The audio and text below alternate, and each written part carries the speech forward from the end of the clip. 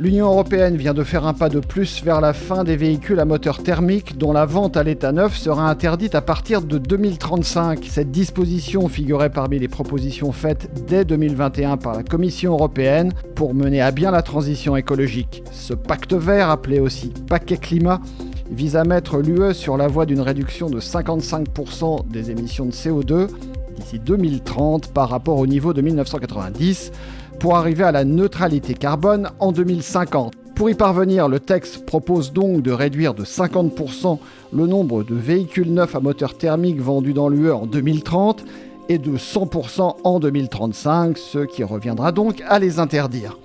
Sans attendre et pour anticiper ce grand saut technologique, les investissements annoncés par les industriels dans les véhicules électriques explosent et devraient atteindre 330 milliards de dollars sur la période allant de 2021 à 2025. Où en sont les avancées technologiques ? La solution du tout électrique est-elle vraiment écologique ? Risque-t-on pendant des années encore des pénuries et des goulots d'étranglement faute de composants ?